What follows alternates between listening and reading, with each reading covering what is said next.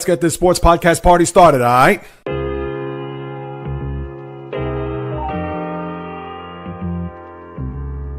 The JAYREELZ podcast. Why don't you wait until July 1st to make an announcement? What a disgrace. He can rack up all these numbers in October, November, and December, but what really counts is let me see this in January. The sports rebel without a pause, delivering fast-paced, jam-packed sports talk like no other. Listen, I got to call it as I see it. He is not a good player. I'm sick and tired of having to deal with the disappointment of this franchise. When does it stop? And yes, another winter that I can sleep in peace. Coming correct, directed in full effect. Let's get it. This is the JAYREELZ podcast. Welcome aboard.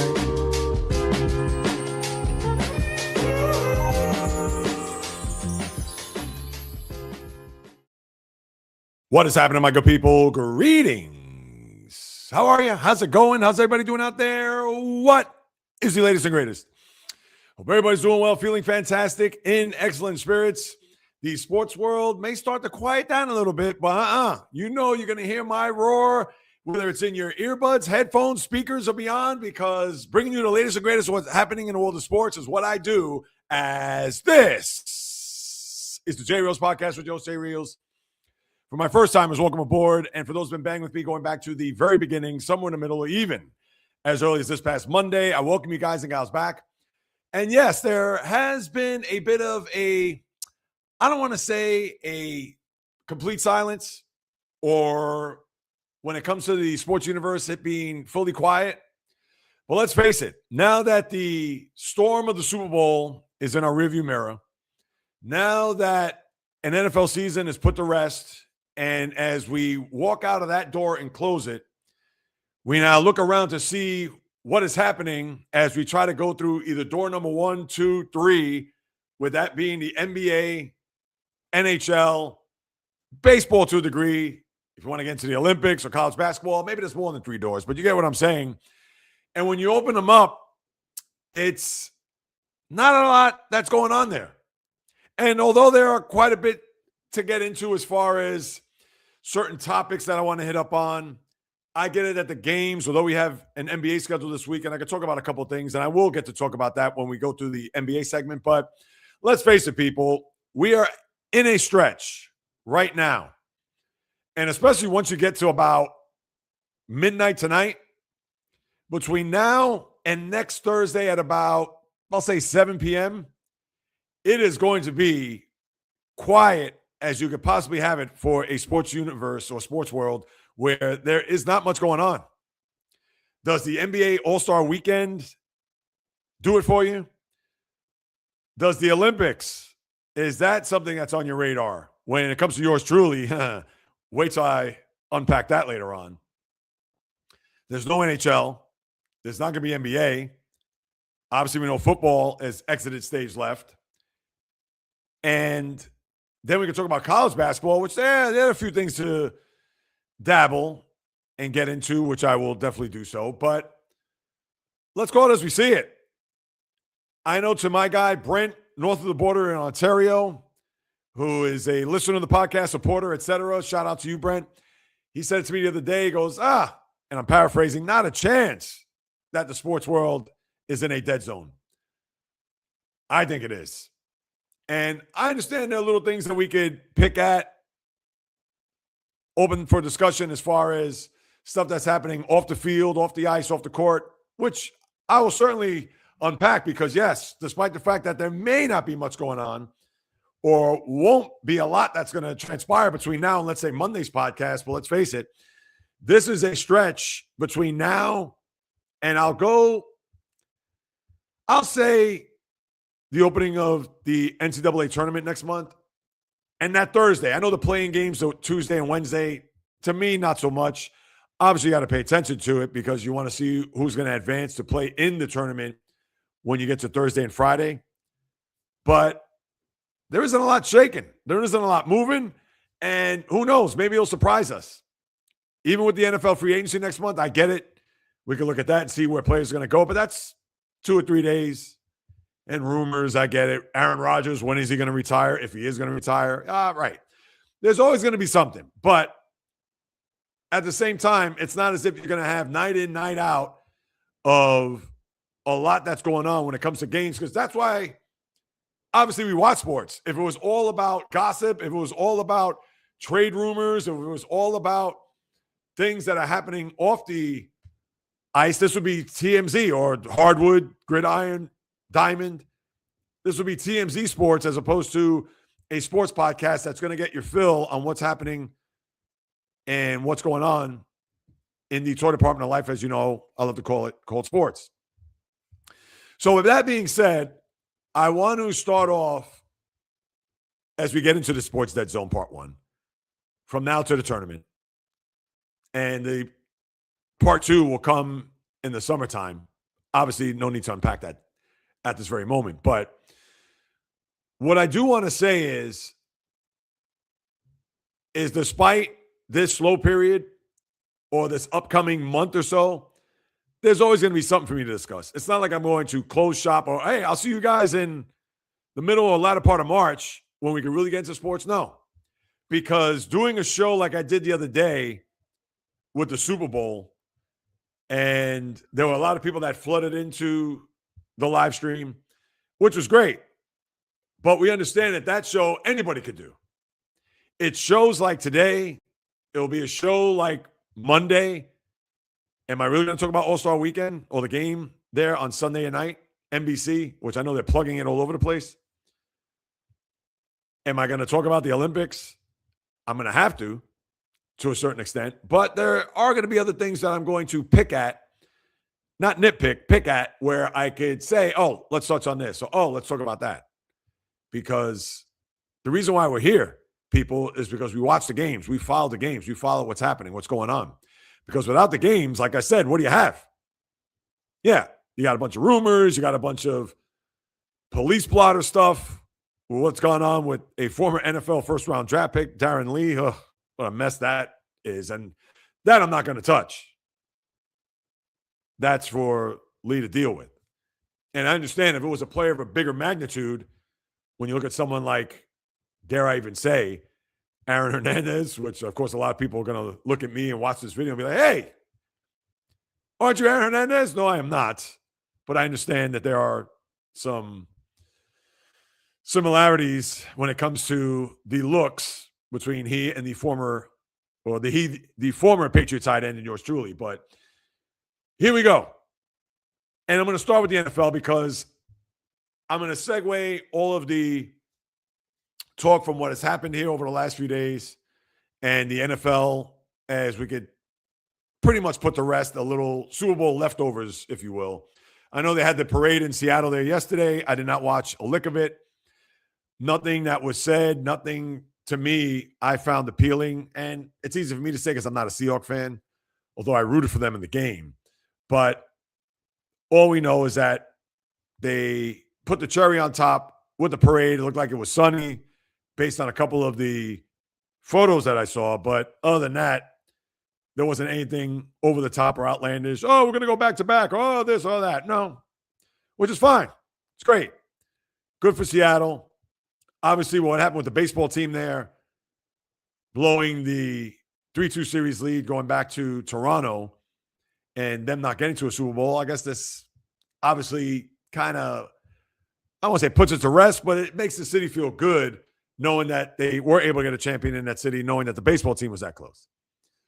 That's number one. As far as the rating of the Super Bowl, I believe it was the fourth highest rating of all time. Super Bowl halftime didn't get the rating. I believe it peaked at one point to 137 million. I don't know what that time frame from 8:15, 8:30, whatever it was. I mean, I'm not going to split hairs here, but I know that's been all the rage here in the last few days. One thing that I'm going to say about that is that the halftime, for all of the inflammatory comments that you've seen throughout the last, maybe not so much yesterday, but certainly the night of the Super Bowl, the day after, and even 2 days after, the NFL got what they wanted. Any publicity toward the NFL, good, bad, or indifferent, they're going to take bows, they're going to clap, and as much as I like to say here on the podcast, on the negative side, where Roger Goodell probably spit out his kale salad or his oatmeal croissant, whatever he has for breakfast, this whole halftime Bad Bunny Super Bowl thing, I believe if you go on social, people are still talking about it, where that's what he wants. And that's what they got. As if the NFL needs more publicity, which they don't. But even though it wasn't the highest rated or it was not the pinnacle of Super Bowl halftimes, to me, it's always going to be Prince. But it still has legs almost 4 days after the game. And you know the NFL, they're doing handstands right now. And that's what it's about. So for those who were positive about it and were negative about it, and still to this very second are talking about it, then guess what? That coffee, that tea, that smoothie, that juice, whatever Roger Goodell was drinking this morning, it is going down as smooth as it possibly could be. So, you know what? You could kill the NFL all you want for what they did, but they come out victorious. And you know me, anytime I get a chance to pounce on the NFL, you know I do so. And not because I have a vendetta or anything personal, but they do suck the oxygen out of the room. They just do when it comes to the sports landscape. As evidenced by their schedule, when it comes to a Christmas Day, when we all know it's the NBA, but the NFL takes over. When it comes to the playoff game on a Monday, I understand that schedule, but that's a situation where it just takes everything out. Just does. So that's pretty much with the Super Bowl stuff, because I could see just based on some of the things that I jotted down here, I don't want to miss anything. But when you have that, and then next year's game, let's talk about this before we pivot to other things.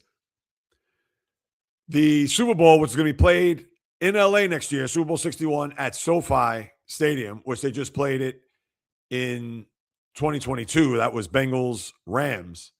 And of course, you know, Matthew Stafford coming back, knowing that the game is in his backyard. And I'm sure that's one of the reasons, if not the main reason, why he's coming back for another year under center for the Los Angeles Rams, the NFC runner-up. But two things. The game is going to be on ESPN. Think about that. The first time it's ever going to be outside of over-the-air TV. Now, I don't know if it's ESPN, ABC. I think it's going to be strictly ESPN based on what I read. And right now, they're going to do like a year's worth of Super Bowl. I guess the ESPN is like now going to plot and plan out the next year. So let me guess, they're going to have a pregame for the Super Bowl on the day of the NFL draft? I mean, I don't know, but they can have at it. We'll have to wait 60 days or 61 days until we get to that point. But the game is on there. But here's the other thing, which I'm going to find fascinating. If anybody wants to leave a comment, please do so. I'll get to the comments at the tail end of this podcast in the next hour. But the game, AFC, NFC, SoFi, 6:42 kickoff Eastern time, is going to be played on Valentine's Day. That's right. So my wife already apprised me and said, the game next year is on Valentine's Day. I want us to do something that is not football related. I mean, what am I supposed to say at that point? I'm not going to say, we're watching the Super Bowl, what have you. I still have a long time between now and then, but watch it be, with my luck, somehow, some way, whether they're the top seed in the AFC or the 7th seed in the AFC, and they either have a magic carpet ride and an unexpected one, or they have a bye and 2 games in their building, and they win those 2 games to get to a Super Bowl. Watch it be my luck that the Pittsburgh Steelers will be in the Super Bowl. What will I do at that point? I don't know. And thankfully, I don't have to worry about that until I get to that point. And that'd be a good problem to have if they do get to a Super Bowl, because then, I'm going to have to pull the Houdini act in order for me to watch that game from start to finish. So we shall see. But that's something to think about, guys, gals, everybody, partners in between. What are you going to do with your significant others when it comes to that day? Is it Super Bowl, or is it pay attention to your spouse, boyfriend, girlfriend, partner, etc.? Just keep that in mind as we move it along. As far as other notes, speaking of the Rams, Rob Havenstein, the longtime offensive tackle, has retired 11 years. And I'm sure the Rams are probably going to do something, whether in free agency or through the draft, to bring in some offensive linemen to keep Matthew Stafford standing up straight. So that is a big loss. When you think of you think of Andrew Whitworth when he retired a few years ago. So now they're going to have to revamp that line to a point where you're going to have the current MVP and reigning MVP. Certainly he doesn't want to be looking over his shoulder every 5 seconds because, as we all know, he's not fleet of foot. But they have an entire offseason to mull that over and figure it out, which I'm sure they will. But Havenstein on to the next phase of his life. So congratulations to a great career and best of luck to him moving forward. And then you have the Giants, New York Football Giants. They bring in Brian Callahan, the former Tennessee Titan coach, to go along with Matt Nagy, the former offensive coordinator of the Chiefs, as well as the former head coach of the Bears. Now you got those two guys that will be in cahoots of the running the offense for the Giants to go along with John Harbaugh. So let's see how that unfolds to the Giant fan with Jackson Dart and Malik Neighbors coming back from a torn ACL and Cam Scatterboo from a shattered ankle. So things are looking up there on the other side of the river from where I'm at to see whether or not the Giants could at least take maybe not a big leap, but a significant step forward as far as getting out of these doldrums that they've had over the last half decade. I understand maybe more than that when you think about it. Going back to the Super Bowl, I mean, they had 2 playoff runs. One and done in the Ben McAdoo year when they went to Green Bay and got smoked. That was when the guys, Victor Cruz and who else was on there? Odell Beckham Jr., they go on the boat trip to where they went the day after the regular season prior to that game. And then obviously they crapped the bed in Green Bay. And then they did win a playoff game in Minnesota before losing to the Eagles. That was what now, 4 years ago? Daniel Jones, Saquon Barkley winning in Minnesota. But they have that to deal with there as far as trying to get themselves back to respectability there with the G-men. So we'll see how that tandem goes once we get closer to training camp. And then yesterday, I see these comments from Joey Porter, the former Steeler linebacker. Did a podcast with Cam Hayward, who has, I believe I forgot the name of his podcast. And you would think I would know more about it only because he is a Steeler and I'm a Steeler fan, etc. But he had made a couple of comments towards James Harrison and Ben Roethlisberger. The one towards James Harrison, not too damning, where Ben Roethlisberger, yeah, straight out. Straight no chaser. James Harrison pretty much on his podcast with Joe Hayden had said some disparaging, maybe not disparaging is too strong, but had said some comments about, you know what? He had said some comments about Mike Tomlin not having his back and being a liar, I believe. And I'm alleging that because I don't have that 100%. But I know that there was a disconnect in the 2017 year where Harrison was with the Steelers, then they let him go. Then he signed on with New England. That was the year that they could have met in an AFC Championship game where the Steelers lost to Jacksonville in that brutal playoff loss. And then they went on to a Super Bowl. Harrison was a member of the Patriots, played in the game in that loss to the Eagles. But Joey Porter came out to say, oh, wait a minute. How are you going to dog the guy that gave you the Debo nickname? I don't know if he gave him that name, but the guy that pretty much made you who you are as a player, was the Defensive Player of the Year under Tomlin's watch, obviously won a Super Bowl under Tomlin's watch. The first Super Bowl that he won in 2005 was under Bill Cowher, but Cowher cut him 3 times. And he was with the Ravens a couple times back and forth. And during the middle of that, I believe it was 2013, he went to Cincinnati for 1 year, James Harrison. So you got to throw that in the mix. But Porter made some sense about Harrison, about, hey, how are you going to say that about your coach when he pretty much made you the player that you are? But as far as Roethlisberger goes, that was damning because he came out to say he was a bad teammate, straight up.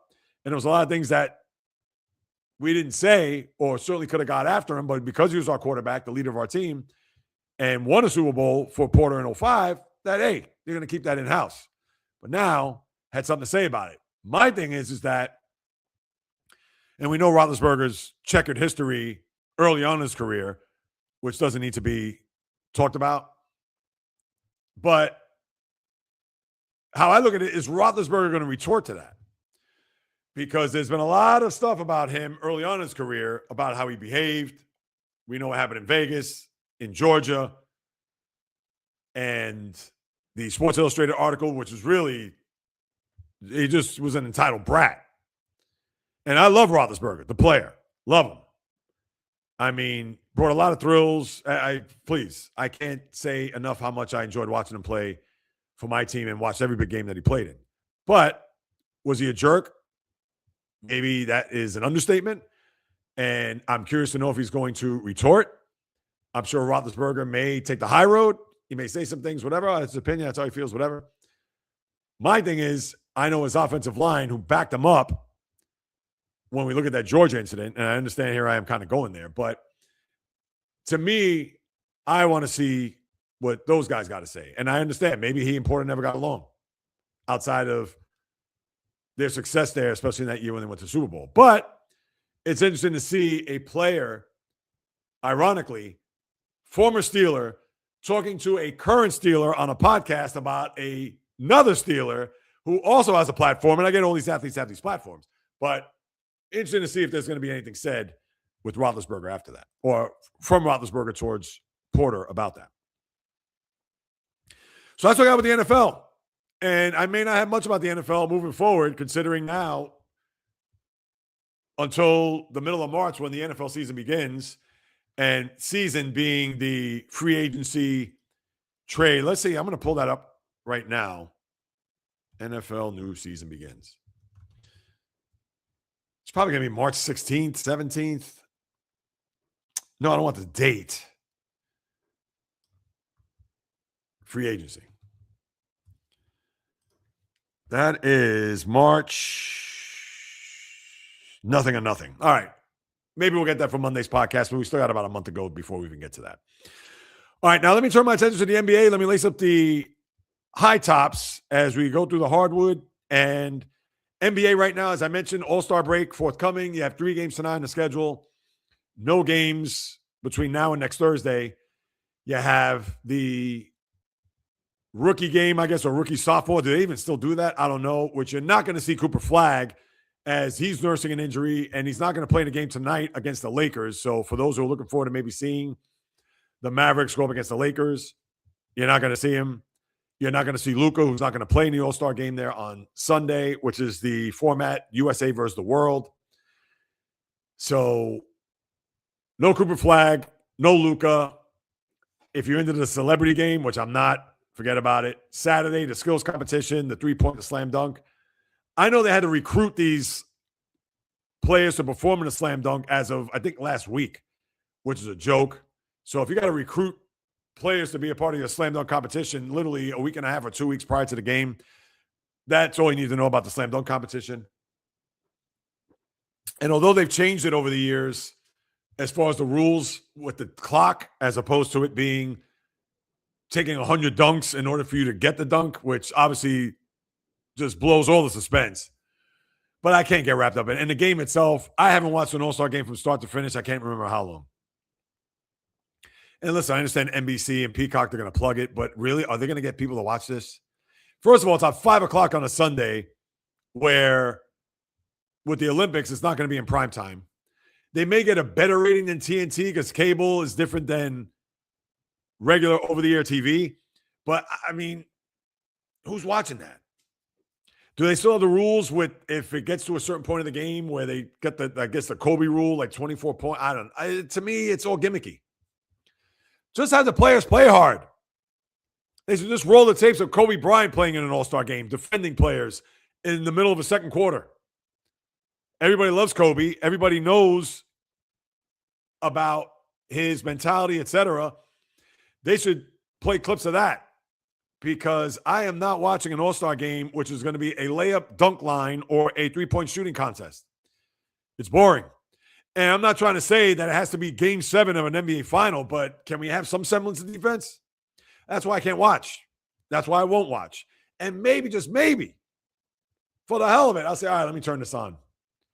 And if I see, remember one year, Steph Curry, who's not playing in the game as well with an ankle, I believe it's an ankle or knee, where I believe it was Giannis who had the ball, and it was one-on-one, and Curry literally went to the ground as if he was going to sleep, where Giannis obviously breezed past him and went in for a dunk. I mean, I get it. It's entertainment. I get it. It's an exhibition. I understand all that.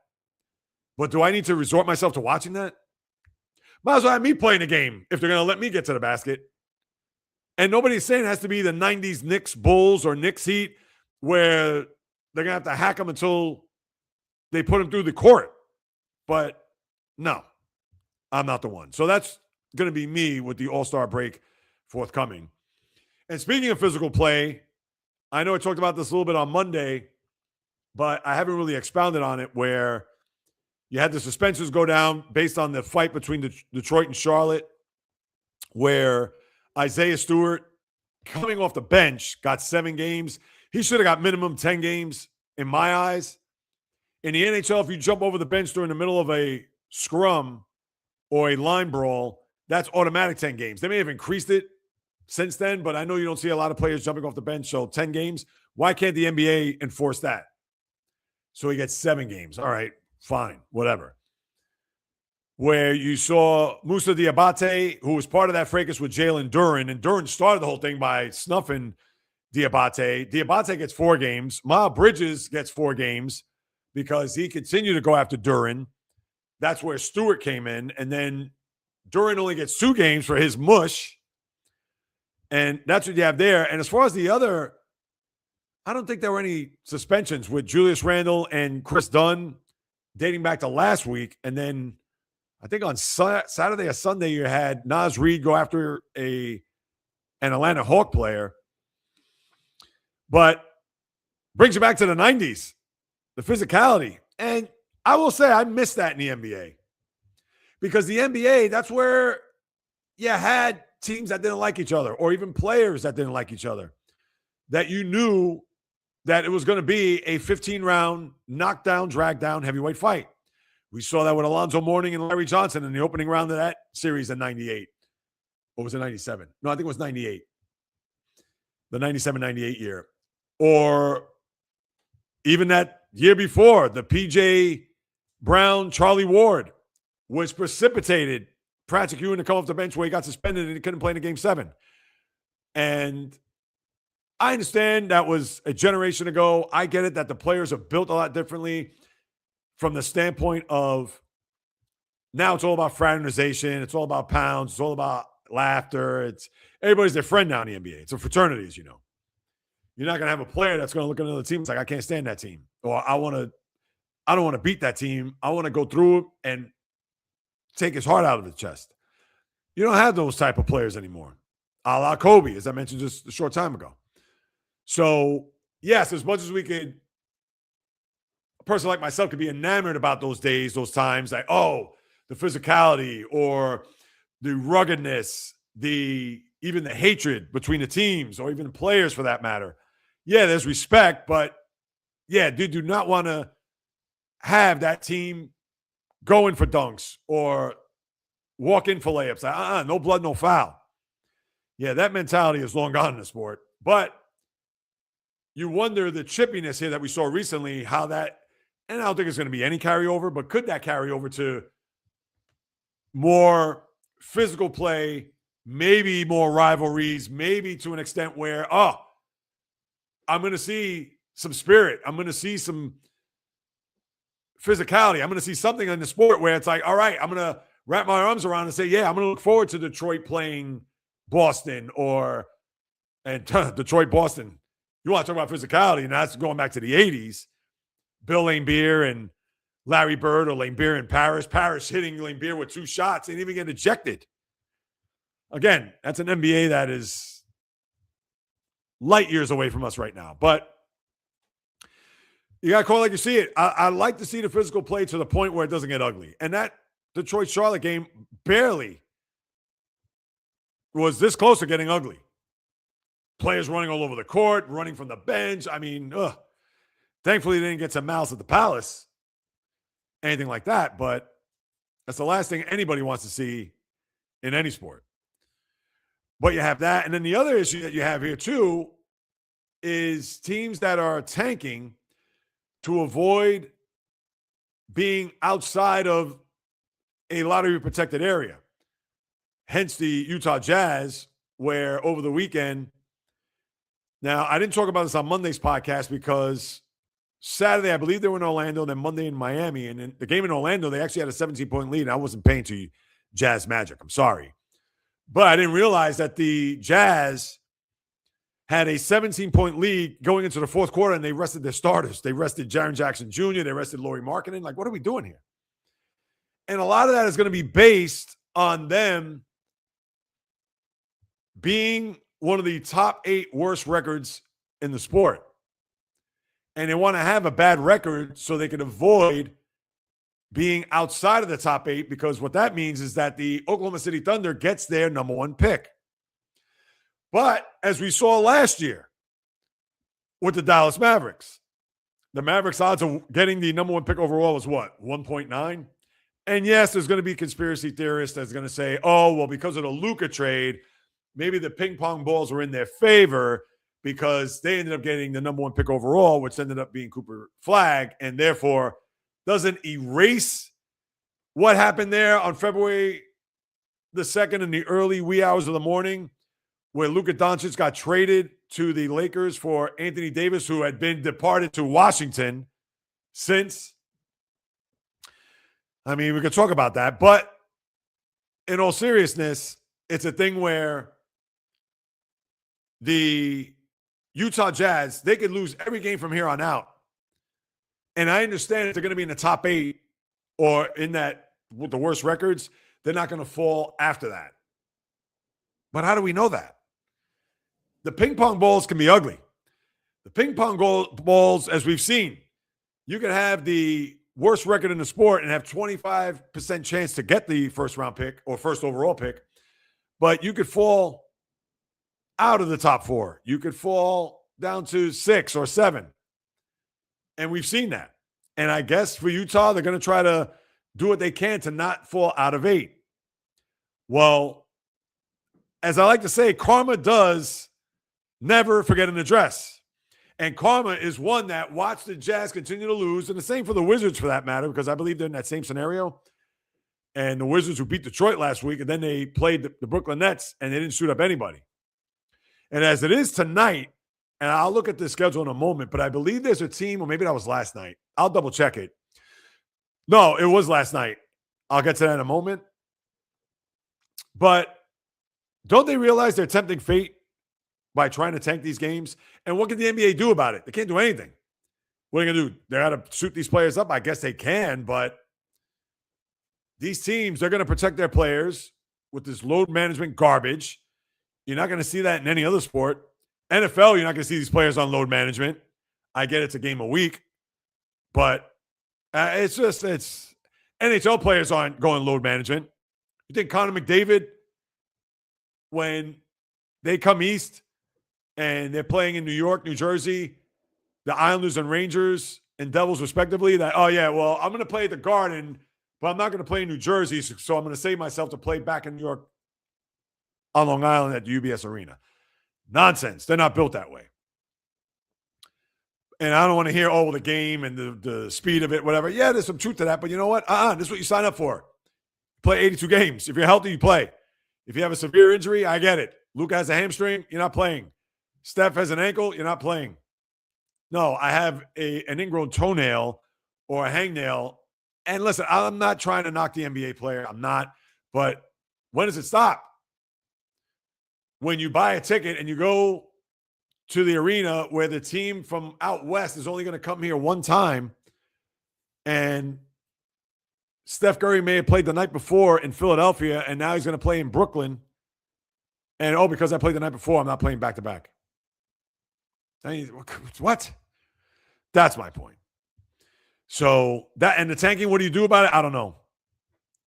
I know David Stern tried to do that years ago with the Greg Popovich and how he sat his players, especially during the primetime games, the games on TNT. And he was the founding father of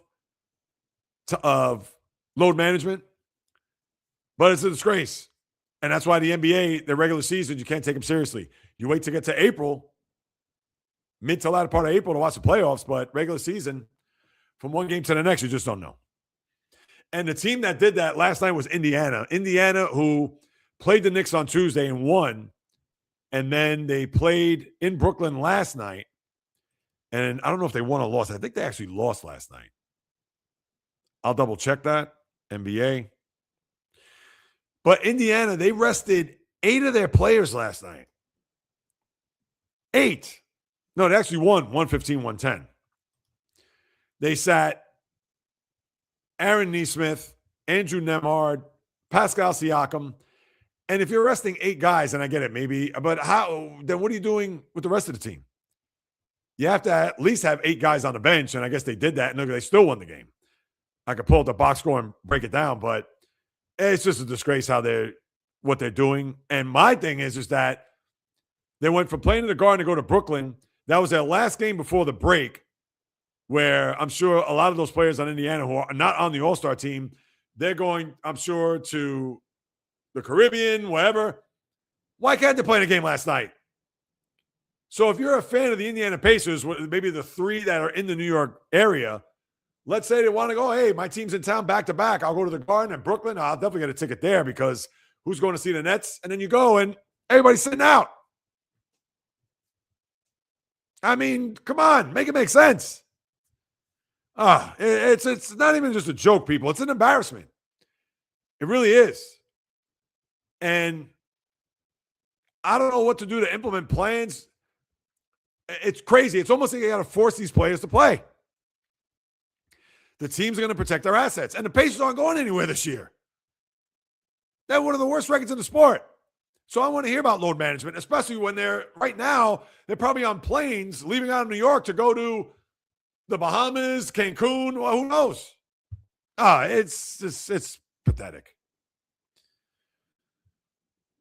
But anyway, I digress. Let me see. I'm going to get to any other NBA news and notes. Let's see where we're at. Tonight, here are your games. You have Milwaukee at OKC. You have 2 prime video games for those who are interested. Milwaukee at OKC, Dallas at LA. Again, no Luka, no Cooper Flag. Who knows if LeBron's going to play? I don't even think he's playing. So why even bother? Portland at Utah. That is your schedule for tonight. And obviously no schedule until you get to the weekend if you're into the All-Star stuff. Now, what I'll do is I won't get to the standings and all that. I can break that down. What I'm going to do is on Monday's podcast, I'll do a first half review or really a 2/3 review because a lot of the teams have played, 56, 57 games? About 54. Celtics have played 54. Knicks have played 55. So, yeah, you're almost at the 2/3 point of the season. So I'll do a pseudo 2/3 first half review. And then on next Thursday's podcast, where the season will resume, I'll do a second half crystal ball look as to what we could expect over the last little bit more than a third of a season as we now zoom, hopefully, through the rest of this regular season and get to April when the postseason will begin. And speaking of 2/3 reviews or looks, I'm going to lace up my skates and take a trip around the ice. As we go to the NHL, you know what? I'm going to put a pause on that for a second. So my apologies. I'm going to put a pause because I want to rewind and go college basketball because I can't forget about college basketball. I know you had the game the other night where Arizona lost their first game to Kansas and Darren Peterson didn't play. I know that was an issue because here's a guy that, depending on who you talk to, is the consensus number 1 pick of the NBA draft this coming June.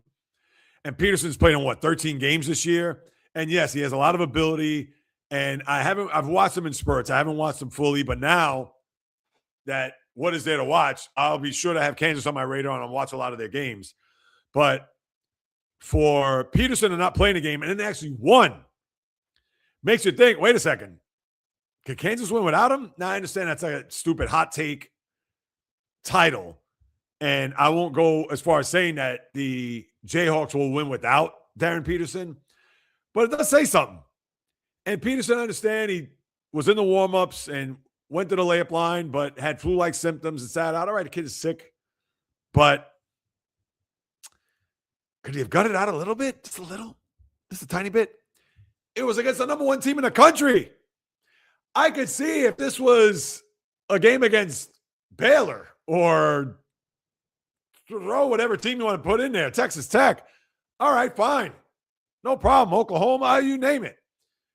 But it was the number one team in the country coming into your building. And I understand. He wasn't feeling well for whatever the reason. And all right, JAYREELZ, who you say he's feeling sick? That's like you calling on a sick day. All right. I get it, but the number one team, I would have at least tried to give it a go. I understand it's not game 5 of the NBA Finals, a la Michael Jordan there against the Bulls. Against the Jazz as a member of the Bulls. But, I don't know, man. Darren Peterson, he's certainly going down the path of the NBA player in that regard. And I just want to pile on him, but, geez. Can we at least give a little bit of an effort? If he was healthy enough to get into the warm-up, he could say, Coach, I'll give you what I got. And if you gave him 5 minutes and he starts puking on the sidelines, whatever, all right, we get it. That's it. Go to the locker room. Maybe you'll come out in street clothes or whatever just to be a part of whatever. I don't know. Maybe it's me. But when we look at what else is going on, I know Michigan had a sweat out a game last night against Northwestern where they were down double digits in the second half and they came back and they just ran past them standing still. And when we look at the top teams in the country, right now you have to say it's the following of these teams. Obviously, it's Michigan, it's Arizona. I understand they lost to North Carolina the other day, but you got to look at Duke. But here's the thing. We can look at Michigan, Arizona are locks. Houston is that team. Duke, those would be, obviously, if there was a bracket, who are all the 1 seeds? They're your 1 seeds. Of course, Duke would be in the East. Michigan, you would think Midwest. Out West, you're going to have Arizona. And South, you would think it's Houston. So I'm sure there's a team or two that would say, hey, what about us? What about UConn? What about Iowa State? Illinois, who's played well. To me, and UConn lost to St. John's there Friday. We talked about that briefly on the podcast Monday. And UConn's deserving it could be part of that. But I think Arizona, Michigan, to me, are locks. You want to say even Houston to a certain extent. You could say that. I'm sure Iowa State, Cyclones, there are people going to say Iowa State probably belongs in those top 4. Duke is Duke. And I'll say this. I don't want them to be a 1 seed in the East because I'm sure, and we don't know how the bracket's going to play out, but they're going to try to find a way to get Duke there. And I understand Duke has lost in these last few years. I get it that they went to a Final Four there, in 2022, and they lost to North Carolina. And they have not done well since then, or at least have not done well from the standpoint they haven't gone back to a Final Four. But I think right now college basketball, unlike years past, it's not as wide open as, and that's just the overview, it's not as wide open as you think. I think this is the 1 year where the cream may rise to the top, where you may get a scenario of 2, possibly 3 teams that are 1 seeds get to a Final Four. Possibly. I could see 2, and chances are you're never going to get all 4 1 seeds. That's very rare. But unlike the last few years, maybe the last year notwithstanding, think about this. When UConn won their first title, not first ever, the first title 2 years ago, or 3 years ago now, under Danny Hurley, you had Miami in the Final Four. You had FIU in the Final Four. You had San Diego State in the Final Four, and UConn. And UConn, I believe, what were they, a 4 seed? And the others were like 5s and 9s. And 9 seeds. It was, I think I said FIU. I think it was FAU, wasn't it? FIU. I think it was FAU. I know I'm getting my numbers and letters all mixed up. When they made it to a Final Four, it was FAU. when they made it to the Final Four, I mean, that was as wide open as you could possibly get. Because how else are you even going to remotely think that this year, all of a sudden, it's just going to be upended to where you're going to see a bunch of 4s, 5s, 6s, and 9s make it into the Final Four. This year, I'm not going to say it's going to be as predictable, but I will say that it is going to be, I would think, maybe not chalk, but as close to chalk as you're going to have this year than you're going to have in years past. Now, obviously, an injury could crop up. That could change the whole complexion of it. But I think this year it is not going to be as wide open as we've seen in years past. And we'll talk more college basketball, of course, as we move it along here. We got some Monday's podcast, et cetera, and beyond. All right, now I'm going to turn my attention. I know before I said I laced up the skates, go around the ice real quick, because the NHL, as we all know, because of the Olympics, obviously on hold. You're not going to get games until 2 weeks from last night. But the NHL, and I'll be brief with this, people. NHL right now, as we look at it, I'm just going to go surprises, disappointments from that standpoint. I mean, right off the bat, the biggest disappointment, I think, in the league, you could give them a break because of their run here, but the Panthers are in last place. Nobody expected that. Now, I picked them as an under this year. They were 105.5. I said, there's no way they're going to win. They're going to come anywhere close to that. In fact, last year, they fell under 100 points. So, to me, that was a layup. Now, the other big disappointment is Toronto. I understand they had a little bit of a personnel change shift. They are right above them in the Atlantic when it comes to the standings. And who knows how those two teams are going to fare from when the season resumes to the end of the year. Now, that Monday's podcast, which would be the 23rd, I'll do a little second half overview. Tell you what I think, what's going to happen here as we get into the final third of the NHL season. But those have been two of the major disappointments. You could say the Devils to a certain extent. I picked the Devils to go to the Cup final. I wanted to be different. I mean, it could have been easy for me to say, oh, I'm going to pick Tampa or Carolina. I didn't want to go that route. I did pick the Devils. And out west, I picked Dallas. So that was my Stanley Cup final for those who are curious. I didn't pick Colorado. I didn't pick Vegas or Edmonton for that matter. But as far as disappointments, I know Winnipeg lost a lot of players. They've been a disappointment. They were the President's Trophy winner last year, and they are next to last in the Central. But as far as the surprises this year, I think the one that jumps out right away, and I know that they had a decent year last year. I got to see them perform better in the postseason because they've usually been one and done. Minnesota Wild have really come on here, and they played very well. And I know they made the trade there with Quinn Hughes in the early part of the year to bring the defenseman there, which has been a big lift. But I look at them. You got to look at the Sabres as a big-time surprise. They finally may make the playoffs for the first time in over a decade and a half. I can't say the Red Wings or the Canadians because they were hanging around the playoff picture last year before they fell off. Tampa's played well, but I don't want to say that they were a big surprise. Can I say the Islanders to a certain extent? I didn't expect them to play this well, and I know Matthew Schaefer, the number one overall pick, is giving him a shot in the arm. I get that, and Ilya Sorokin has played well, as well as their backup too, David Rittich. I got to give him credit. Caps have taken a step back. They had a top seed in the East last year, and now they're muddled in the outside looking in as far as the wild card goes. But the NHL, similar to the NBA, it's a marathon, and it is a bit of a slog. And the games are going to be in and out of the clouds. I don't care, even if you're a dyed-in-the-wool hockey fan. You just want to get to April, or hopefully you get some drama at the end of the year where teams are going to jockey to try to get into the playoffs, whether it's via wild card, whether it's the 2-3s in each of the division, if they're that close, a la Dallas and Minnesota. Obviously, if you get the 2 seed, you get the home ice in that round. So there could be a lot of different permutations heading down the stretch to where, I'll be all over it. I'll be on top of it. But I get it. The NHL is not for everybody.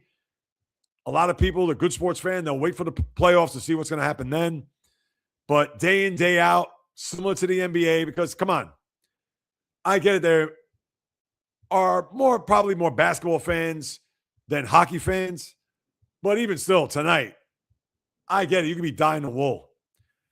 But are you really going to watch the Mavs and Lakers?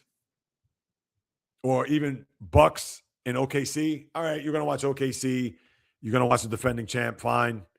Bucks, no Giannis. I mean, listen. Would I turn it on as a sports fan? Yeah, I turn it on. But am I watching every basket? Am I watching every minute? No, I'm not. Come on. You got to pick and choose your battles. Even if I was single, no one around, I would turn it on. But I'm not going to be glued to the set. Oh, wait, 8 o'clock? Bucks Thunder, let's go. And I'm watching every basket. I'm watching. No, I can't. Yeah, I'd have to get into something else. Would I have it on as background noise or whatever? Yeah, I would. I would. But even with that not being the case, I'm not single. But even with that being the case, even if I had it on the background, and my wife, if I said, listen, I want to watch Bucks Thunder, after a while, I'll probably be nodding off. I mean, I don't know what else to tell you, people. That's just how it is. That's how it goes when it comes to the sports landscape. And that's what I talked about at the very beginning when it comes to this dead zone that we're in. And I get it. People can say, well, damn, JAYREELZ, you can't be that much of a sports kook if you're not going to be outside. And am I supposed to watch every game that's going on? I guess I could, but if you're going to ask me Bucks Thunder, now if it was Lakers Celtics, I mean, come on, people. Or if it was OKC Celtics, or let's say it was OKC Knicks, or Denver and throw in a team. Yeah, let's say if it was Denver and Cleveland. I know they just played not too long ago. Yeah, all right, fine. If Giannis was playing, all right, I'd like to see. It's not a game. Why bother? That's my point. And especially if you're not going to have no Cooper Flag or no Luka, LeBron. I mean, really? Why even bother tuning in? So let me see. That's your NBA, people, and your college basketball for that matter, and even your NHL. I went back to the NBA. I have a little full circle here. Yeah, so that's your NHL. I'll pick up on more of the NBA first half or first 2/3 there on Monday. A couple other things before I sign off. Well, I won't sign off completely because I'll get your comments after going through the sports landscape. The Olympics. I'm sorry, people. I have not tuned in. I have not watched. I really do not have any interest. And I understand that there's some stars there. Obviously, Ilya Malinin skating. Michaela Schifrin. Obviously, Lindsey Vonn, which we're not going to see, understood. Chloe Kim, if you're into the snowboarding. But I just, not even the hockey. And I know Slovenia beat Finland yesterday, which was an upset. But I'm sorry. And the same can be said for the Summer Olympics. Now, I'm a little bit more gravitated to the Summer Olympics because I think that there may be more stars in the Summer Olympics, especially when you look over time. When you even go back to the days, I mean, you want to go Jesse Owens? I mean, you could do that. But if you're going back to the 68 Olympics in Mexico, John Carlos, the whole, and Tommy Smith, is that his name? Tommy Smith? I believe it's his name. With the fist raising in the air. You want to go back to even Bruce Jenner. You want to go back Mart Spitz in 72. Bruce Jenner, 76 in Montreal. I mean, listen, Edwin Moses, Carl Lewis, Mary Lou Retton, Mary Decker Slaney, Michael Johnson, Usain Bolt. Forget about the basketball teams. I mean, that's obvious. I mean, there's a lot. Michael Phelps, obviously. There's a lot more, I think, with the Summer Olympics than the winter. Because really, when I think back, please, I'm not even Nadia Comaneci. I mean, please, it's on and on and on. Kerry Strug, Simone Biles. The Summer Games attract a lot more of the stars than in the winter. Because I can go to the Winter Olympics, I can think of, off the top of my head, Eric Heiden, Bodie Miller. Bodie Miller, was he great in the Olympics? I don't think he was. He may have won some medals and a couple of goals, but the guy wasn't cleaning house when it comes to winning medals. And yes, I understand you had Dorothy Hamill and Peggy Fleming, back that was 68 as well. And Dorothy Hamill, I believe, was 76. We know about the U.S. men's ice hockey team in 80. I mean, they need no introduction. But you don't really have that, that oomph when it comes to the Winter Olympics. I mean, what, you want to talk about Tanya Harding and what happened there?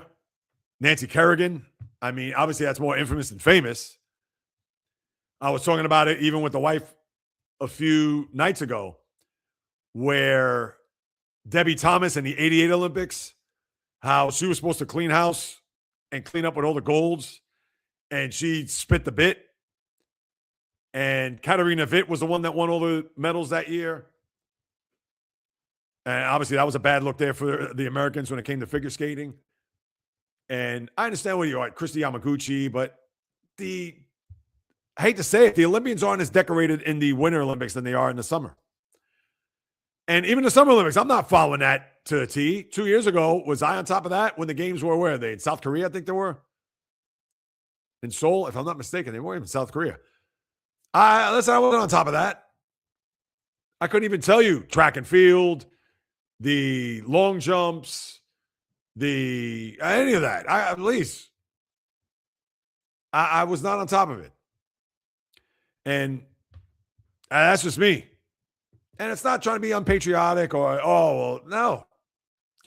It's just, it doesn't do it for me. And I understand the personality is going to attract when you see Usain Bolt and you're like, oh, yeah, I don't want to watch him. Or many moons ago with Carl Lewis and what he did in the 84 Olympics, as well as Edwin Moses. Even someone like Jackie Joyner Kersey is another one. But even still, I think back on those Olympics, and it's not like I was glued to the set or I was like, oh, wait, what time is that? Oh, I got to run home and watch this. Just wasn't. And I don't know, unless something transpires here over the next week and a half that I'll be gravitated or at least will pique my interest, I can't see myself watching it. And even the hockey for that matter. I know the hockey final is Sunday. I think it's at 8:30 in the morning because it'll be 2 o'clock in Torino. Or no, in Milano. I said Torino. In Milano and the other city that is also hosting. Look, and I said Torino. I said, bad job by me. But yeah, the Olympics, I don't know, people. If I'm going to talk about it, then something that's all of a sudden struck a nerve. Other than that, I don't know if I'm going to follow or watch. And that's just the cold hard truth. All right, now let me turn my attention and wrap up here with the baseball, with the sports. Now, if you didn't know what the hamate bone was, which is right here, if you're watching on YouTube and, of course, Spotify, the replay, that's your hamate bone. It's right above. It's supposed to be like that hook to, I guess it's a hinge or that bone that's right there between the wrist and the hand. Is that going to be the new Achilles that we've seen in the NBA, whether it's Jason Tatum, Tyrese Halliburton, Damian Lillard? Because now we've seen this recent rash of hamate bone injuries to Corbin Carroll, the outfielder of the Arizona Diamondbacks, to Jackson Holliday, the infielder on the Baltimore Orioles. And, of course, it wouldn't be Met-like if a Met wasn't involved, and that'd be Francisco Lindor. All three of those guys are getting surgery. I believe Lindor is getting surgery tomorrow. Jackson Holliday, I believe, is getting actually a surgery. It could be as we speak. But, yeah, that injury, for whatever the reason, all of a sudden has been a popular one. I know Francisco Alvarez, the catcher on the Mets, had it last year. Giancarlo Stanton had it many years ago, and that was the year he was raking and could have been in the running for an MVP. That's not the year he got hit, where he got hit by the pitch by Mike Fiers, when he was with the Brewers, and he was second in the runner-up to Clayton Kershaw. That was in 2014, I believe.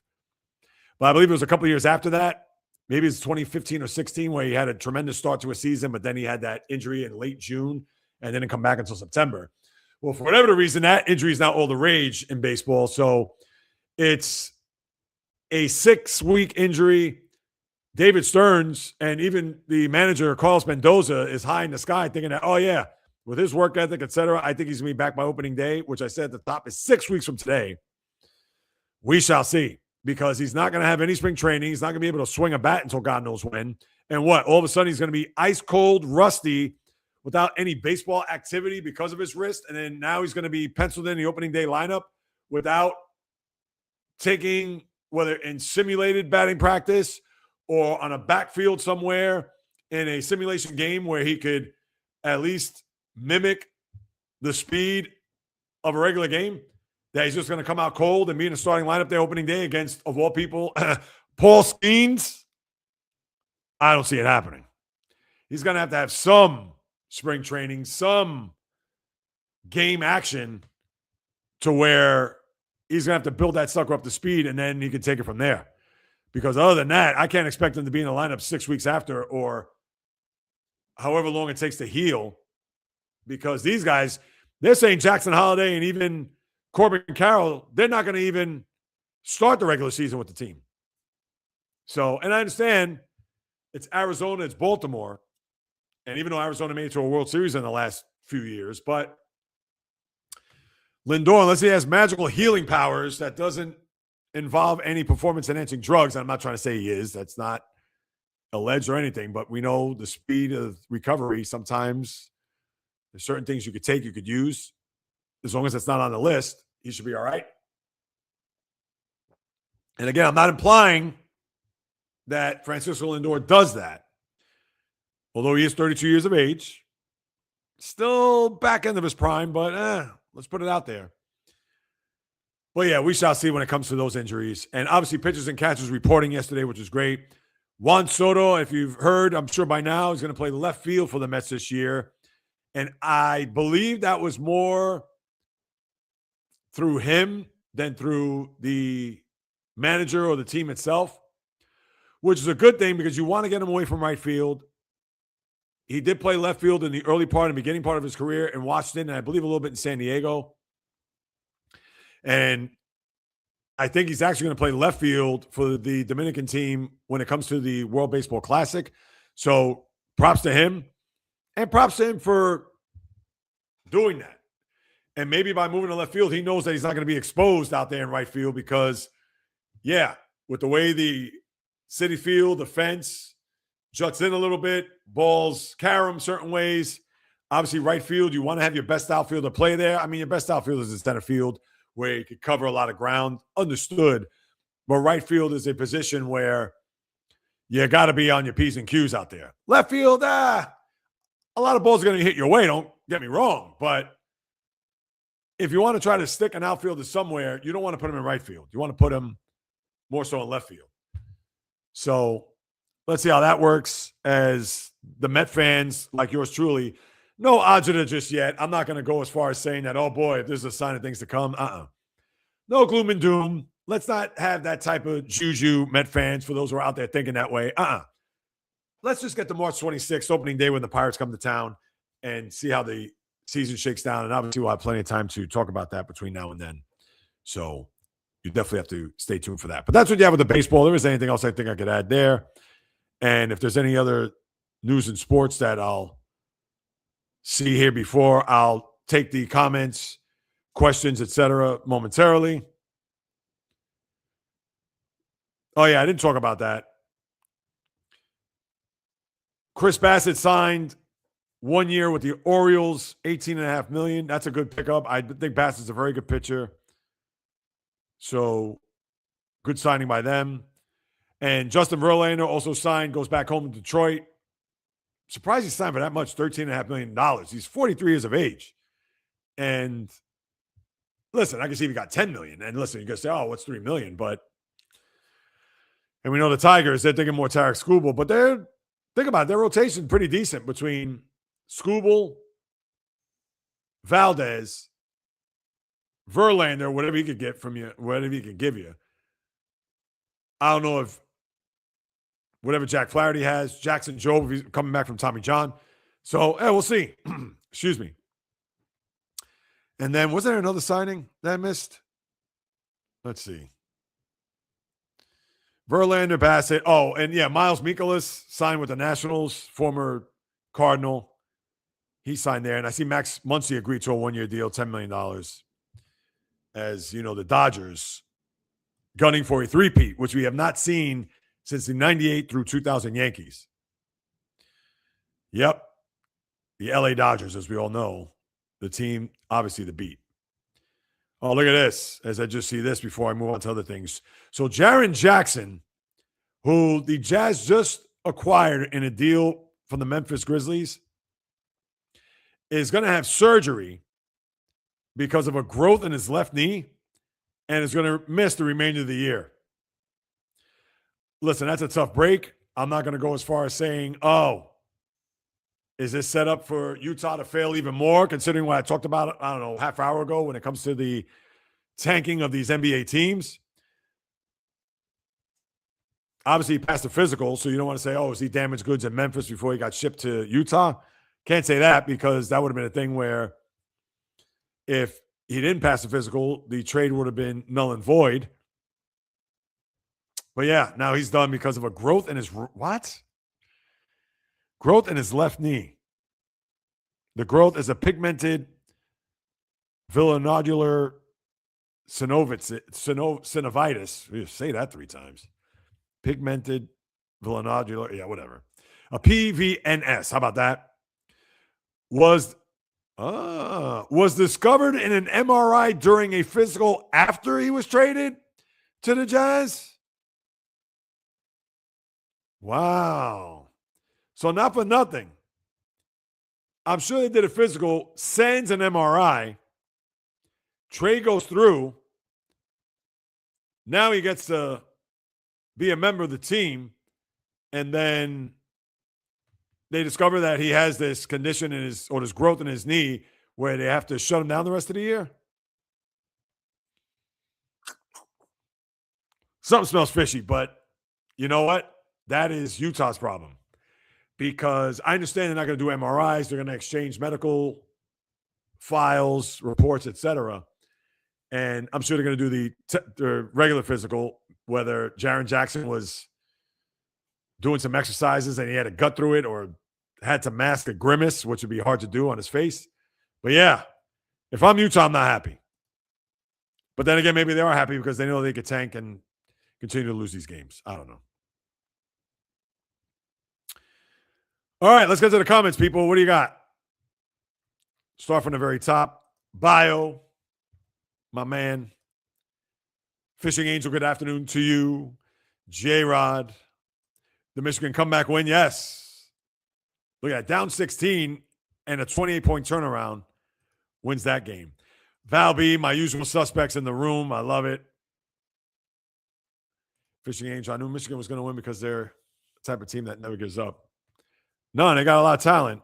One thing I heard about them, though, and J-Rock could attest, that they don't really have three-point shooting. I know they have a few players that can shoot threes, but they don't have like the one guy that is going to go on a heater that, hey, let's just give this ball to this guy and he'll get us back in the game or take the game over. I love it. Everybody's saying hello. All right, let's see. I don't care. No sports during the summer. Could care less. I'm fishing all the time. Oh, I hear that. So it's nice about the time fishes. Right. Segue right into it. And listen, the name Fishing Angel says it all right there. Can't wait for Saturday. Who are they playing Saturday, Jay? Maybe that's why I started to get camera feet. Yeah. Oh, yeah. Too cold to fish. I can only imagine. Sitting out there. Oof. Trying to switch to 8 minutes left in the game. Bad time for Super Bowls on Prime Netflix. Oh, God. Yeah, that's coming. Yeah. Oh, could you imagine? A Steelers-Lions Super Bowl. And the game is in L.A. It'll be in Bio's backyard. That would be our luck. I mean, listen, I have to work something out. I don't know, but Reed, I don't know if you're still with us. Reed, I appreciate you. Who's my NBA MVP so far? Well, I know Jaylen Brown's had a monster year, man. I think he'll be in the top 5. I know Luka leads in points, but he's been hurt a lot. Yeah. Cade Cunningham. I like him too. He's definitely going to be in the top 5. He may be even top 3. Yeah. If I had to guess for MVP right now, my vote, and let me see his numbers because that's important. I'd have to say Cade Cunningham. Is SGA, I know he's having a big year, and I know, Nikola Jokic. I mean, the guy is always a perennial MVP candidate. But my thing is that it depends on how these teams play down the stretch. Because let's say Denver, they get to a 2 seed, but Nikola is on a heater. And then it's a thing where he's going to get a lot of traction to win an MVP. Let's 25, 9, and almost 6 a game. And those are excellent numbers. And he had the top record in the East. In fact, let me see. Is their record equivalent? No, they're actually, interesting. They have 2 games in hand on Oklahoma City for the best record. And really, they're just a game back. 40-13 on Detroit. Thunder are 42-13. Yeah, I would say, and what is Shea averaging? 30, 31-8, 6-4. I mean, Shea's going to get votes too. Yeah, listen, I don't know if Cunningham's going to win. I mean, they're going to be in first place the whole year. They're not going to face any pressure as far as regular season. I don't know. I would probably say, I'd like to be different. I'd like to say Cade Cunningham, but I would think if my head was on a chopping block, it's probably going to be SGA or Nikola Jokic. And imagine if Jokic wins again, that'd be 4 in 5 years, which is nuts. Men's hockey 310. Oh, really? Who are they playing? I don't even know. Goes to show you. I know, Bio. Yeah, that is just crazy. Just talking about that a couple of minutes ago, as you heard. Final Four is close to being this year, Michigan. Oh! Wait, Final Four basketball, because they're playing in Indianapolis. Isn't that what a Final Four is? Yes, FAU. I know I said FAU and I said FIU. I said, no, wait a second. And I had to double check that. 100%. Canada upon Czechia. Val's guy, Macklin Celebrini, scored a goal. Not a fan of Canada. Bad experience, is my opinion. Canada's loaded, though, with their players. Mitch Marner, all right. No, that's it. That's it, Val. All good. Val be official lot.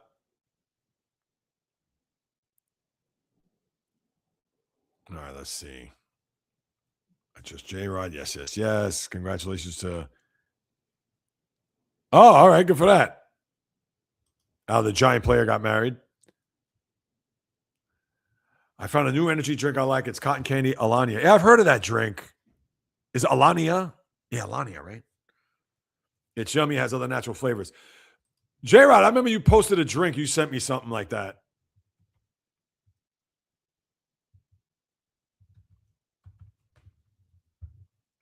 Yeah. Is that the Alani new drink energies?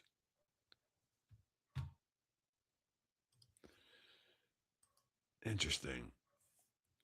American Pickers? All right, let's see. Not the same without Frank, but still a decent show. All right. Yeah, I haven't watched, so I wouldn't know. Yes, Val, thank you. I know I'm late to the game because obviously I was in my stream of consciousness talking about the sports, and next thing you know, I know you guys are all on top of it. So, yes, I know J-Rod was ecstatic about that. And swap people invasion of serpents. Ooh. That sounds interesting. Swamp Dam typo. Yes, Muncie, Bio. I'm sure you feel good about that. Bio, the whole gang is together. An hour and 3 minutes so far without taking a comment. An hour and 3. Well, it's funny because on Monday I went through without taking a comment. So that's why, because I figured I'd do my podcast and then get to the comments. And then, I'll edit it along the way. But yeah, Monday I did the same thing. This has to be, it may be a record because Monday I think it was a little bit less than that. Fishing Angel laughing at that. 13 medals, Team USA, 15. Now, are those medals overall? Those all gold? I'm curious. Toppers. Hope you're still here. As if they don't have enough money. Yeah, that's and the funny thing is that this will be the first time, not only will the Super Bowl be on Valentine's Day, but the next day is President's Day, which means a lot of people will be off. Yeah, listen, I'll worry about it then. I'm not going to get and that's right, Michigan and UCLA. So you got a little bio versus J-Rod there on Saturday. Knowing Italy lead in total medals so far. Oh, okay. Yes, Russia and US. Yep, absolutely. What is this? Yes, well, that is a given, Val. No North Korea. Latvia. Oh, all right. Yeah, it should be that's where what's it called from. Latvia. Kristaps Porzingis. Nope, he is not healthy. You're right about that, Val. Just joking. No, of course. No, I got it, guys. All right, I think I'm caught up on all the comments. But yeah, this weekend, obviously, there's not much to watch. It's just going to be Olympics, college basketball. I mean, that's it. And I don't even know if I'm going to watch the Olympics. Oh, Reed, all right. So you think Jalen and then Cade Cunningham.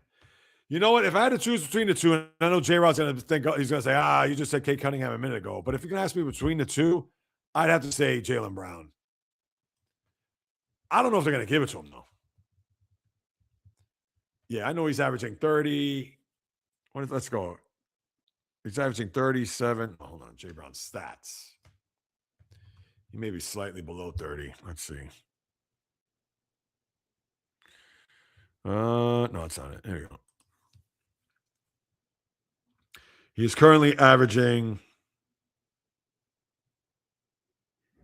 Well, he shot the most field goals this year. And he's made the most field goal attempts. So he's got some black type.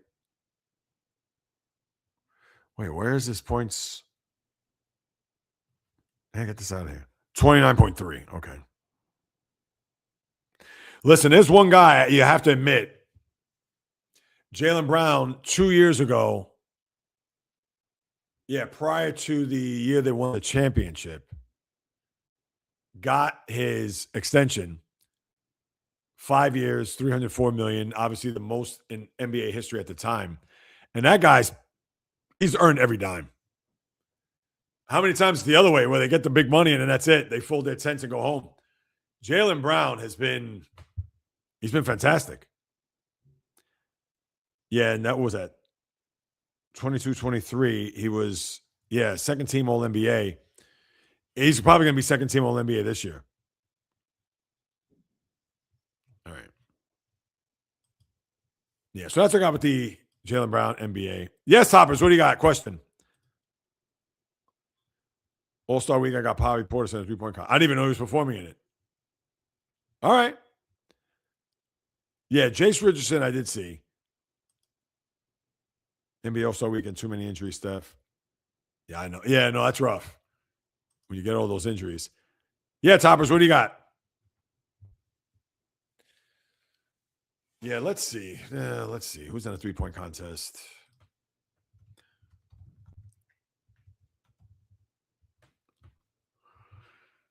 Well, I know Damian Lillard, which that was a surprise. I mean, the guy hasn't played. He's coming off that Achilles and he's still in it. Let me see.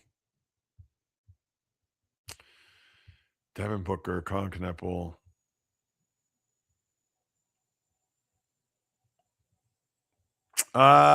If I had to guess who's going to win the three-point contest, well, you're going to say Bobby Portis Jr. All right, I like that pick. Because it's different. Because it's easy to say, oh, it's going to be Lillard. It's going to be Devin Booker. It's going to be this guy, that guy. Yeah, I don't know who I go with. Tyrese Maxey. He's not. I don't think of him as a three-point shooter.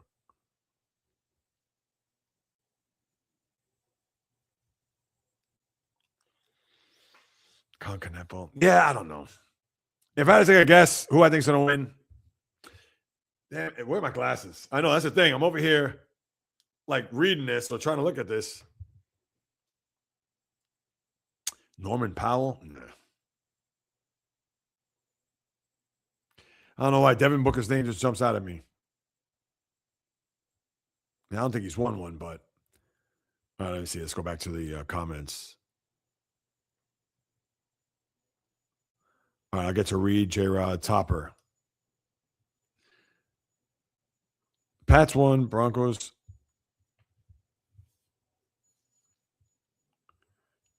Well, Denver, the reason why is Denver, they played the NFC East.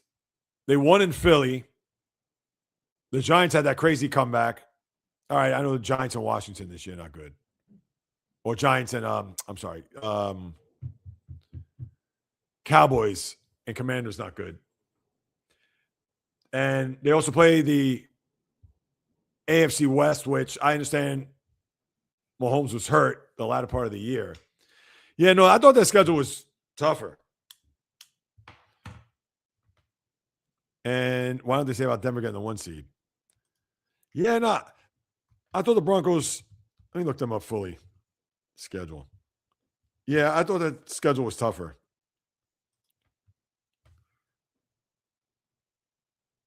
All right, no, is this yeah. All right, Tennessee. They played the Colts when the Colts were good. Week 2. Lost to the Chargers. Cincinnati. Yep, Philadelphia. The Jets. Giants. Cowboys, Texans, Raiders, Chiefs. No thanks. And there you have it. Yeah, no, their schedule was a lot tougher in my eyes. I don't know if you feel the same way, Toppers. What do we got here? Reed, it's crazy. Tatum and Brown both have. I know, it's nuts.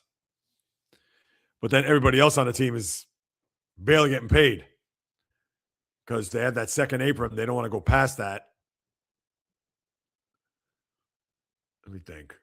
Yeah, no, they don't want to go past that. So that's the situation with you can have those 2 players on your team, but everybody else, I mean, think about it. When you look at the rest of the team, Peyton Pritchard, I mean, I know he re-upped on a contract, but it's not as if he's getting paid a fortune.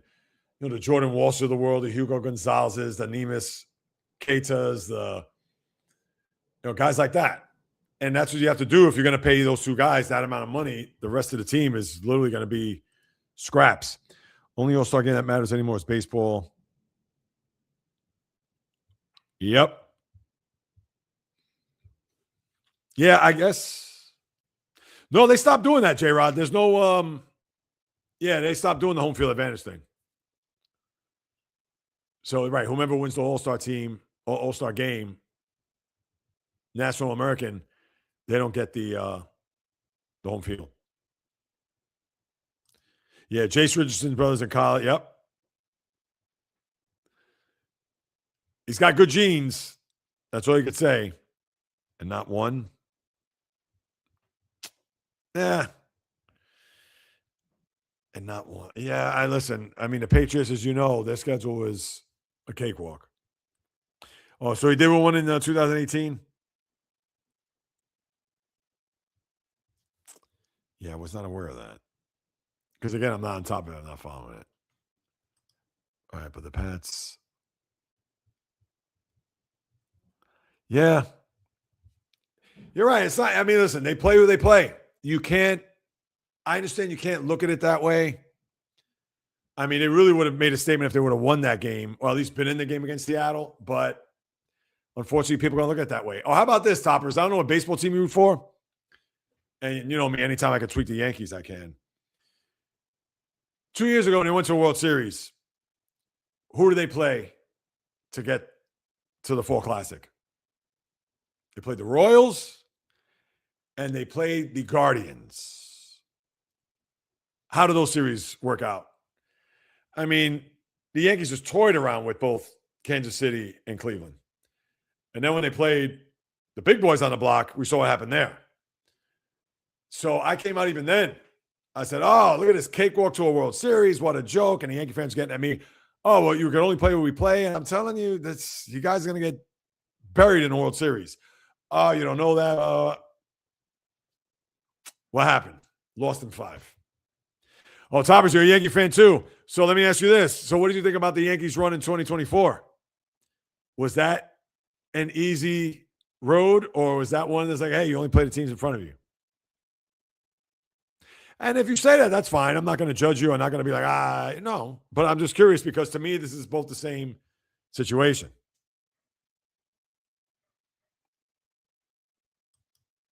Yeah, it's not their fault who they play. I understand that. But yeah, there's always going to be that one team that made it in, that may have had a hot first game, but then after that, right in the toilet. I ran out of water. It is H2O, people. Same glass of water. Fishing Angel, you leaving us? You too, Fishing Angel. Thank you so much. I appreciate you. And, of course, the hubby. Toppers, it's not their fault who they play. No, it isn't. No, I agree. It is not. But I'll say this, because I know if it was my team, and here's another great case in point. I'll tell you. I understand it had best record in the sport that year. I understand that they were the consensus favorite going into that postseason, but I'm a big Celtic fan. And who they beat along the way? They beat Miami Heat in the first round. No Jimmy Butler. More than likely they would have beat him, but again, Jimmy Butler. Second round, no Jarrett Atway. Yeah, no Jarrett Allen and no Donovan Mitchell, I believe, in the last 2 games of that series. So would the Cavs, would they beaten the Celtics that year? Probably not, but them not having those 2 guys obviously were critical. In the conference final, Tyrese Halliburton, I believe, had a hamstring issue where he didn't play in the final 2 games. Celtics sweep the Pacers. Again, easy road. And who do they play in the final? They didn't play Denver. They didn't play the Lakers. They didn't play OKC. They played the Dallas Mavericks, or Minnesota for that matter. They played the Mavericks. Did they earn the right to get there? Absolutely. The tandem of Kyrie and Luka certainly propelled them into that. No problem. Can people say to me you had an easy road to winning a championship? I have to admit, yes. It's not as if they had a gauntlet to get to and then win a final. So therefore, right, would they have won all those series even if they were fully healthy? Obviously, we'll never know. But I would think in my heart of hearts and my gut, yeah, they would have won. Without question. But when you got guys out and you're able to look at the landscape and say, oh, wow, this is a pretty easy road, you got to call it like you see it. Toppers, thank you. I appreciate you, and I appreciate the comments. Thank you so much. But I hear you. Only play the teams in front of you. I understand. I can't knock that logic because it is the truth. I cannot. What else do we have, people? Anything else before I bid adieu?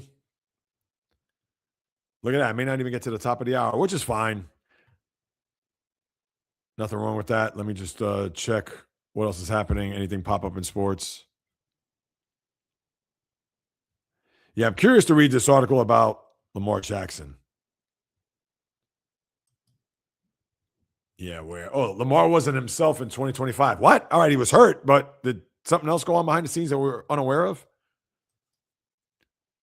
I mean, I don't know, but we're that close to winning the AFC North and moving on to the playoffs. Yeah, I'll save that.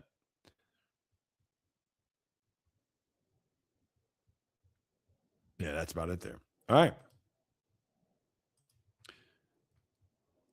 Thank you, Toppers. All right, people, I guess that'll do it. Another episode just about in the books. As always, thank you much for stopping by, carving out personal time out of your day to listen to what it is they have to say in the toy department of life called sports. And if you haven't done so, which I'm sure you have, a lot of you, of course, watching here live, please subscribe, rate, review, Apple, Spotify. Of course, here, subscribe on the YouTube channel at JAYREELZ. Goes a long way to increase the visibility of this podcast, this platform, this channel, with all the others that are out there.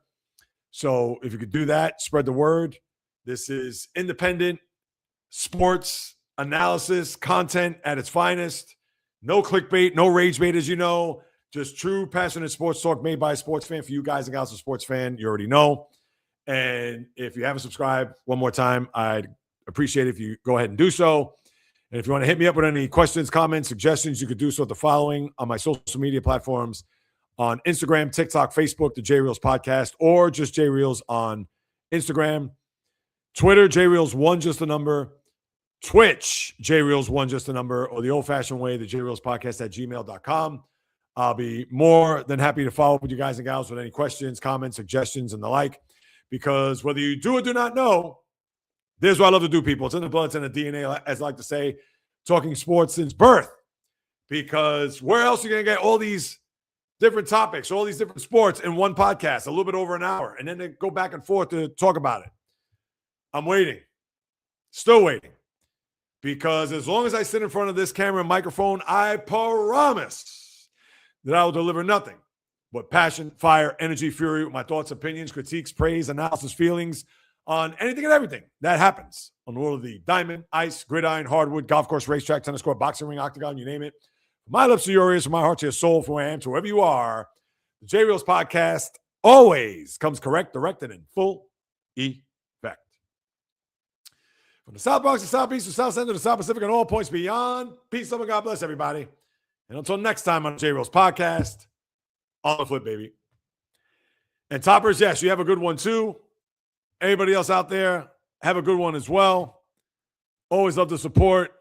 Always love that you contribute, participate to the cause. Truly appreciate you guys. Enjoy the rest of your day. Enjoy your weekend. And as I mentioned before, until next time, on the flip.